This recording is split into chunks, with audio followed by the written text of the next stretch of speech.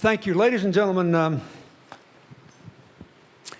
when we have a distinguished head of state here and there are current challenges, I have always tried to be transparent about my past. So you're entitled to know what my biases are here.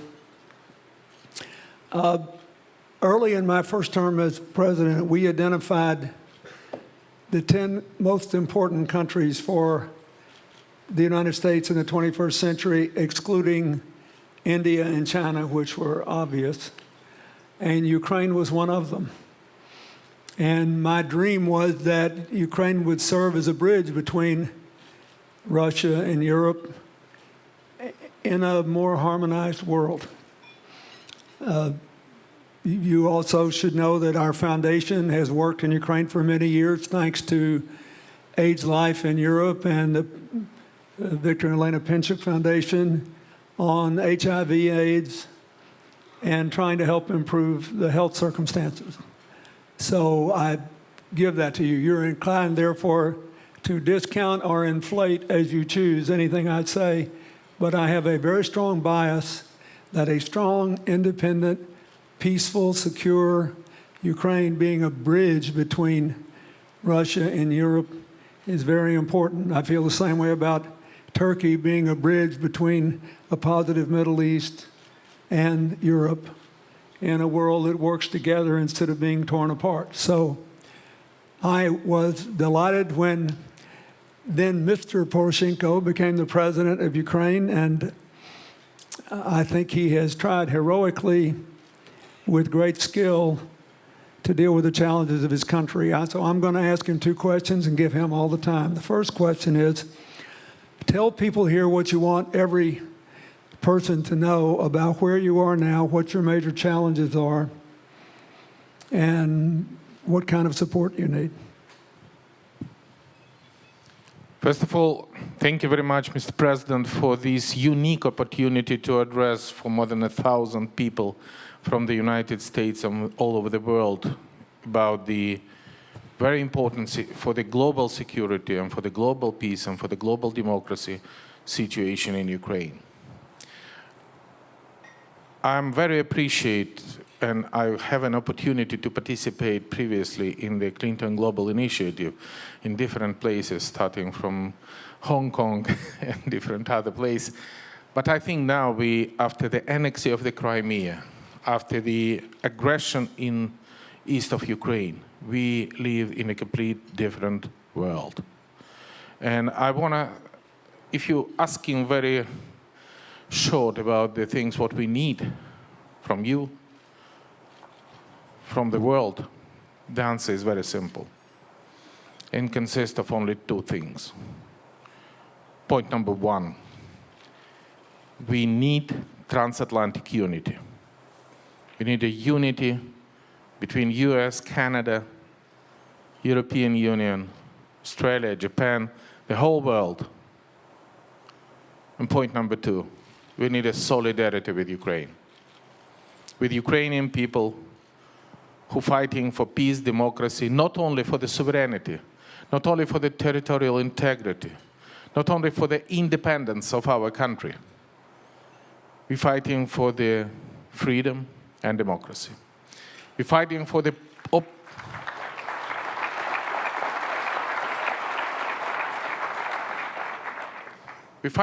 opportunity for the Ukrainian people, which was strongly demonstrated in our revolution of dignity in the November year 2013, when people want that Ukraine be a European country. We want to have open door for the European Union, for the Ukrainian people, which already passed the most important exam and test for peace and democracy. And we want that the fate of Ukrainian people solved by Ukrainian people, not in Moscow. We hate the idea to ask the permission from President Putin to be the European nation, because we are the European nation. And again, we pay for that a huge price. 6.5 civilian almost 2.5 Ukrainian soldiers give their lives to have this opportunity. 1.5 million internally displaced persons. I just wanted to compare these figures with the migration crisis in the whole European Union. The only one country, Ukraine, because of the aggression of Russia on the east of my country and because of the annexation of the Crimea, has a crisis with the 1.5 million internally displaced person. And we do our best to defend our country and to make the reform. And I said that the war in my country is not the reason to stop the reform. And for the very short period of the time, less than a year, when I declare the early parliamentary election and we elect the new parliament, we launch a very important reform in my country which we never have before. The reform of the decentralization, bringing the power to the people, the decisive reform for fighting against corruption. We launch the new, very open and very transparent Anti-Corruption Bureau. And a few days ago, I introduced the first detective from the Anti-Corruption Bureau, which was have this opportunity after very tight competition, open and transparent. And now we move from the General Prosecutor Office to the Anti-Corruption Bureau, all the corruption cases. And we create the new agency preventing the corruption in our government. I launched the constitutional changes for the court reform, which helped me to build up the new independent court system, which can help me to defend the human rights and create the unique investment climate in Ukraine. We launched reform in the healthcare and the education. No matter, we're just implementing all the things which we agreed with our association agreement with the European Union, which I'm proud to sign exactly 1 year ago in July in Brussels, and which was ratified on the September 16, synchronized by the European Parliament and Parliament of Ukraine. So, again, what we need? We need the top of Ukraine would be on the top priority of the world democracy, on the United States. And the question of Syria, question of the ISIS, question of the crisis in the Middle East, question of the North Korea, and other problems. Do not remove Ukraine from your top attention.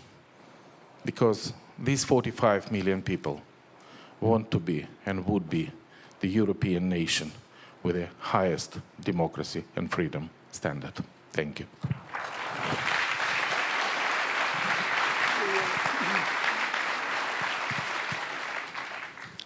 I think it would be interesting for the audience to know precisely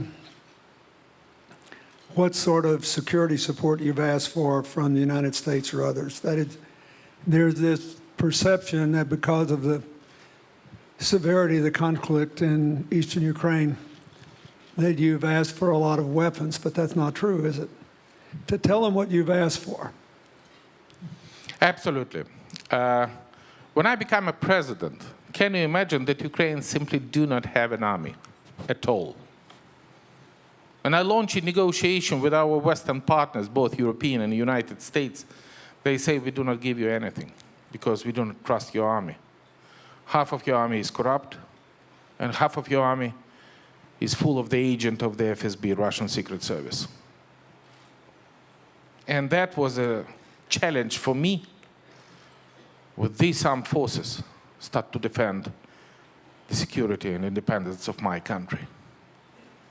With a period of 1 year, we built one of the strongest army on the continent who stopped the Russian aggression. We use a unique technology when not this is technology, sorry about that. The 80% of the Ukrainian people become volunteers to help me to create the new army. And now we have one of the most transparent, not corruptive, and effective army, which can demonstrate the highest standard of the freedom, not freedom, for the transparency and effectiveness. But we're fighting against one of the biggest military machines in the world, Russian army, by weapons of the 20th century against the weapon of the 21st century. We're trying to do my best and give 5% of our GDP to the security and defense, but that's only $2.5 billion.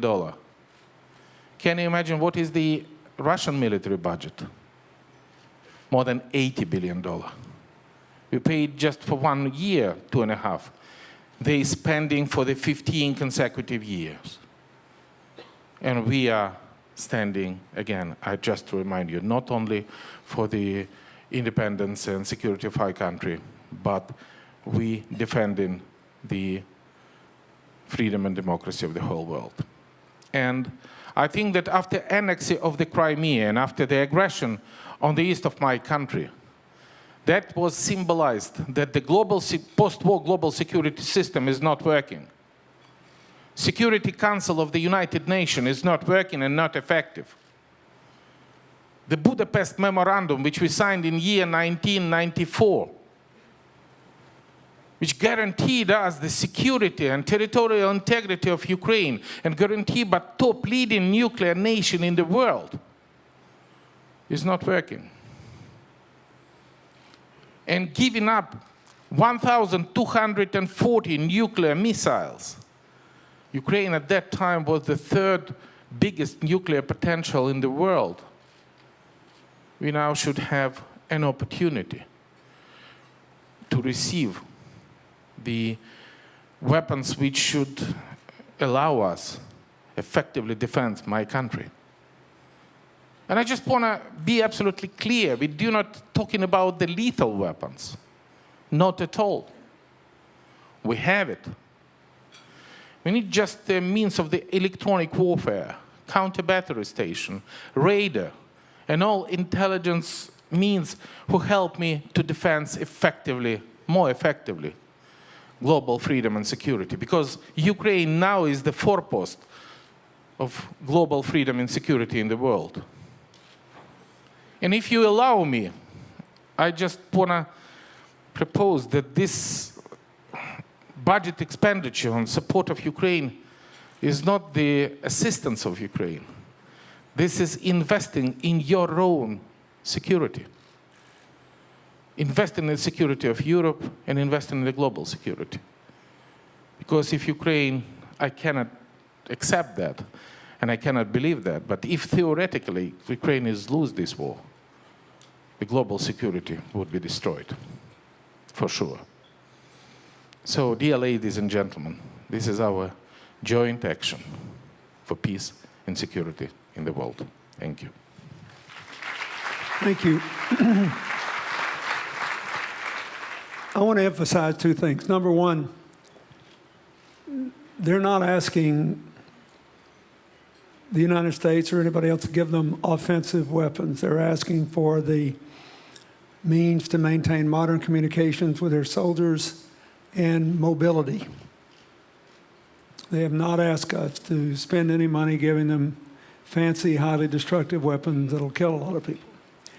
Number two, the one thing I didn't say in my opening disclosure that I've always felt particularly terrible about is that one of my goals when I became president was to get all the nuclear weapons out of all the new countries of the former Soviet Union so that we would minimize the prospect of not only nuclear war, but the spreading of fissile material. So Ukraine, you heard him, had the third largest arsenal in the world, and they gave it up, and I negotiated, so I feel really badly about this, an agreement that your predecessor and President Yeltsin signed, where we all agreed that Ukraine's territorial integrity would be honored if they gave away all their nuclear weapons with all of its deterrent power. And when the crisis over Crimea developed, the Russian position was that President Yeltsin had never submitted that to the Duma. It was not ratified, therefore, as a matter of law, it was not a treaty. It was just an agreement, and future Russian presidents weren't bound to honor it. If we had dreamed that would be the position at the time, we wouldn't have done it. Now, it had a corollary good effect for the United States and the rest of the world, which is that the Russian Duma did ratify the New START Treaty, which was negotiated in 2009 or 10, something like that, and they did, and that's a good thing. We're safer as a result of it, but they were left hanging with this. So, but it's important to recognize that. Now, let me ask you one last question, because we're running out of time, and I know you have to be somewhere else. With few exceptions, the people you're looking at have nothing to do with government positions, but they would like to, suppose they wanted to help Ukraine. What's the most important economic or social contribution outside investors could make that would stabilize your country and give people hope? What could we do to help you that has nothing to do with the security equipment? Look, we understand that it's not an easy decision for investors to invest in the country which is in a state of war. But we do for this 1 year the very important job. We stabilize the financial and banking system. We clean the banking system from the debts and create absolutely new and healthy banking system. We launch now the tax reform. We launch now the reform of the legal system. We introduce the deregulation reform. And that's all for creation the unique investment climate. The investors would be most welcome guests in Ukraine. We're restructuring our debt successfully, and we don't have any problem for the next 4 years. Can you imagine that in a state of war, having such a military expenditure, we seriously cut the budget deficit, making our economic budget much more healthier? And every single dollar which you invest now in the economy of Ukraine, that will be not only investment for the future profit, which I have no doubt. As a former leader of the industry, I can understand what does it mean. We renew our parliament for the 60%. 60% of our parliament members is a new person, most of them from the civil society. We renew our government, and most of our ministers is the former investment banker, foreigner, including our minister in finance, and I'm proud of that, is Natalka Yeresko, who is the leading investment banker and now is one of the best finance minister. Our Minister of Economy is the citizen of the Lithuania, one of the leading investment banker. And all these guys in my government is just come here, come to Ukraine, rejecting from the very high level of their personal income and being involved in the bureaucratic machine of the Ukrainian new government just to create a new investment climate, to create a trust. Why we invite the American representative when we create an anti-corruption bureau? Just to have a trust. Why don't we invite the leader of the anti-corruption procedure from the European Union when we create the agency for preventing corruption? Just to have a trust. And the trust is most important thing when I speak with the investor. Every single dollar of your investment would be investment in profit, but investment in peace, freedom, and democracy. We're waiting for you in Ukraine. And this is the very important message to you. Please, you would be welcome. Thank you.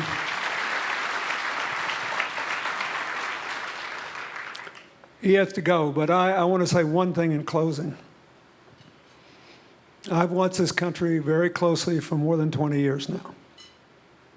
Sitting in the audience listening to the president is former President Yushchenko and his wife, who led the Orange Revolution to prove that they could have competitive elections in Ukraine and build a genuine democracy in which people argued and fought and did things that we take for granted.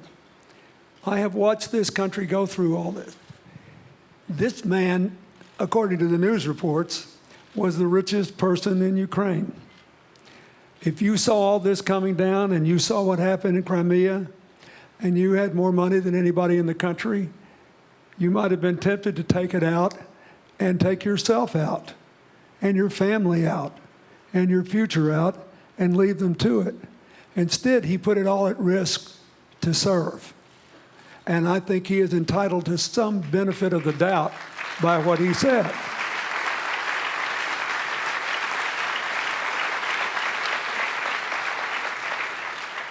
So there you have it. We have a lot. Look out here, and I see a lot of you have various interests. I urge you to take a look at what you could do. And I promise you, based on my personal experience, you will be treated honorably, and they will not misrepresent either the risks or the opportunities of any investment you might undertake. Let's give them a big hand.